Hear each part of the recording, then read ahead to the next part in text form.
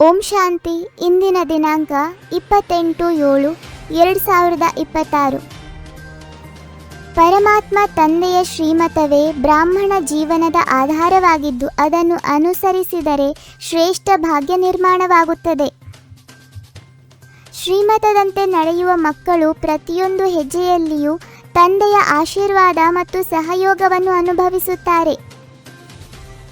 ತಂದೆಯ ಶ್ರೀಮತವು ಸಾಮಾನ್ಯ ಮನುಷ್ಯನನ್ನು ದೇವತೆಯನ್ನಾಗಿ ಮಾಡುವ ಶ್ರೇಷ್ಠ ಮಾರ್ಗದರ್ಶನವಾಗಿದೆ.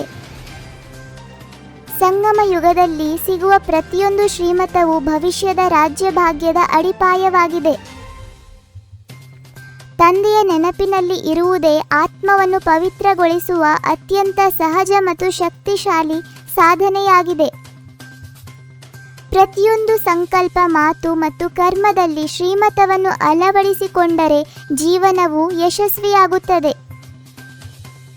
ಬ್ರಾಹ್ಮಣ ಆತ್ಮನು ತನ್ನ ಪ್ರತಿಯೊಂದು ಕರ್ಮದ ಮೂಲಕ ತಂದೆಯ ಹೆಸರನ್ನು ಪ್ರತ್ಯಕ್ಷಗೊಳಿಸುವ ನಿಮಿತ್ತನಾಗಬೇಕು.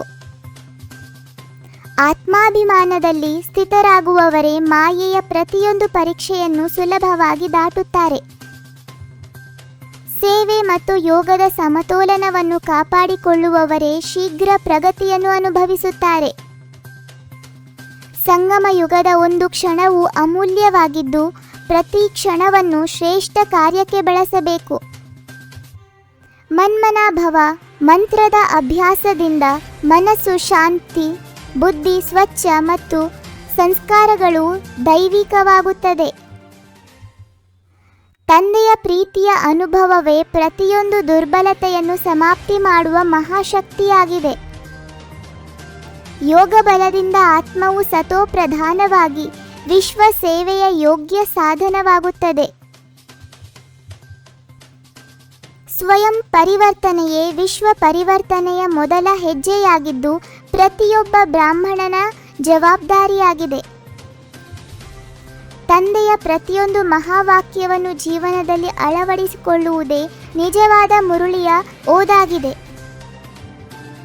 ಶ್ರೀಮತದ ರೇಖೆಯನ್ನು ಎಂದಿಗೂ ದಾಟದೆ ಪ್ರತಿಯೊಂದು ಕರ್ಮವನ್ನು ಶ್ರೇಷ್ಠವಾಗಿ ಮಾಡುವ ಅಭ್ಯಾಸ ಬೆಳೆಸಿಕೊಳ್ಳಬೇಕು. ಪ್ರತಿಯೊಬ್ಬ ಆತ್ಮನನ್ನು ಆತ್ಮ ಸಹೋದರನೆಂದು ತಿಳಿದು ಶುಭ ಭಾವನೆ ಮತ್ತು ಶುಭ ಕಾಮನೆಗಳನ್ನು ನೀಡಬೇಕು. ತಂದೆಯ ನೆನಪು, ಮುರುಳಿ ಮತ್ತು ಸೇವೆಯನ್ನು ಜೀವನದ ದೈನಂದಿನ ದಿನಚರಿಯ ಅವಿಭಾಜ್ಯ ಅಂಗವನ್ನಾಗಿ ಮಾಡಬೇಕು. ಸದಾ ಸಂತುಷ್ಟತೆ ಮತ್ತು ನಿರ್ಮಲತೆಯ ಆಧಾರದ ಮೇಲೆ ಎಲ್ಲರಿಗೂ ಶಕ್ತಿ ಮತ್ತು ಸುಖದ ಅನುಭವವನ್ನು ಮಾಡಿಸಬೇಕು. ಸಂಕಲ್ಪ, ಸಮಯ ಮತ್ತು ಶಕ್ತಿಗಳನ್ನು ವ್ಯರ್ಥ ಮಾಡದೆ ಪ್ರತಿಯೊಂದು ಕ್ಷಣವನ್ನು ಶ್ರೇಷ್ಠವಾಗಿ ಉಪಯೋಗಿಸುವವರೇ ಭಾಗ್ಯವಂತರು. ಶ್ರೀಮತವನ್ನು ಜೀವನದ ಪ್ರತಿಯೊಂದು ಹೆಜ್ಜೆಯಲ್ಲಿಯೂ ಅಳವಡಿಸಿಕೊಳ್ಳುವವರೇ ಸದಾ ವಿಜಯಿ, ನಿರ್ವಿಘ್ನ ಮತ್ತು ತಂದೆಯ ಹೃದಯ ಸಿಂಹಾಸನದ ಅಧಿಕಾರಿಗಳಾಗುತ್ತಾರೆ. 21 ಜನ್ಮಗಳಿಗಾಗಿ 21 ಮುರುಳಿಯ ಪಾಯಿಂಟ್ಸನ್ನು ಕೇಳಿದ್ದಕ್ಕಾಗಿ ಧನ್ಯವಾದಗಳು. ನಿಮಗೆ ಇದು ಇಷ್ಟ ಆಗಿದ್ದಲ್ಲಿ ಲೈಕ್ ಮಾಡಿ, ಶೇರ್ ಮಾಡಿ ಹಾಗೂ ಸಬ್ಸ್ಕ್ರೈಬ್ ಆಗೋದನ್ನು ಮರಿಬೇಡಿ.